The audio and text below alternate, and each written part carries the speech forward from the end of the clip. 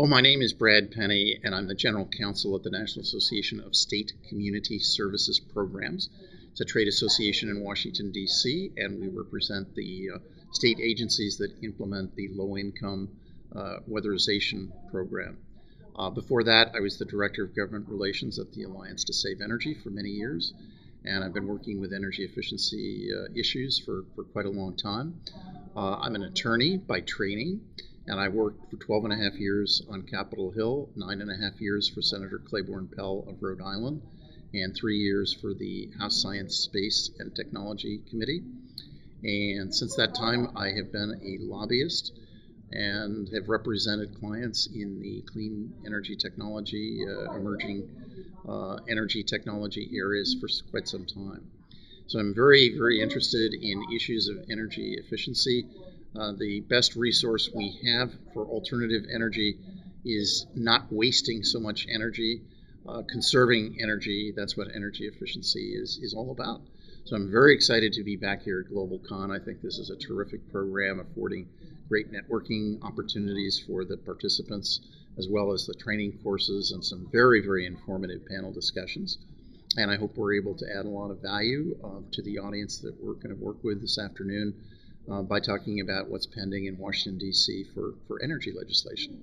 Well, you know, this is a very frustrating time in Washington, D.C. because we have what everybody refers to as legislative gridlock. So we're going to talk a little bit about some of the reasons why that gridlock exists. This is a presidential election year, so a lot of what we'll be talking about in the panel are what are the prospects to do any energy bills before the presidential election. And we're talking about some smaller energy efficiency bills like the Shaheen-Portman bill. There is an appliance standards bill, which many of the participants at this conference will be very interested in. And basically we'll be kind of handicapping what we see coming up in the elections and prospects for major energy legislation next year. I'm really more in the lobbying side of it. And my pathway here in Washington, D.C., I was an intern in college for the senator that I wound up working for so many years, Senator Claiborne Pell. That's a great pathway. If you're already out of college, I think that attending conferences like this, I think doing training programs and getting certifications is very, very valuable. I would say networking is the single most important factor in breaking into the industry. My sort of 30 plus years of working on the Hill and lobbying, most all of the jobs that I've had and client referrals have come directly through networking. In fact, I would have to say that all of them have. And so being at a conference like Globalcon, meeting the very influential people who are here, exchanging business cards, and then most importantly, following up. You may have some really good conversations here at Globalcon. When you get back to your office, send a friendly follow-up email and see where it leads. Well, you know, right now with this gridlock problem, it's very, very difficult. But, you know, I think the most rewarding thing is we are fighting, my organization, to try to save low-income programs, like I mentioned, the low-income weatherization program. And I think we feel that we're fighting the good fight. We do not want to see America lose these low-income programs with all of this obsession right now with reducing the federal deficit, which we have to do, admittedly.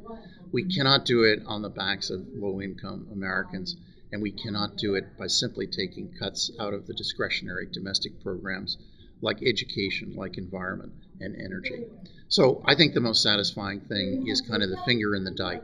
We hope for better times legislatively in the future, but for now we've got that finger firmly in the dike and we're not going to let these programs be eliminated. I think that if you look at the history of American politics, every trend or every period is cyclical. And I think this Tea Party phenomenon right now is going to be a short-lived cycle in American politics. The pendulum right now is very conservative. We do need to address this massive federal deficit problem. There's no question about that. The question is, how do we do it equitably so as not to really, harm the most vulnerable in our society, the low-income Americans? So, yes, I do think the pendulum will swing back. It may be some time before we can utter the word climate change again without having everybody climb down our throats. But I do believe the pendulum will swing back, very definitely.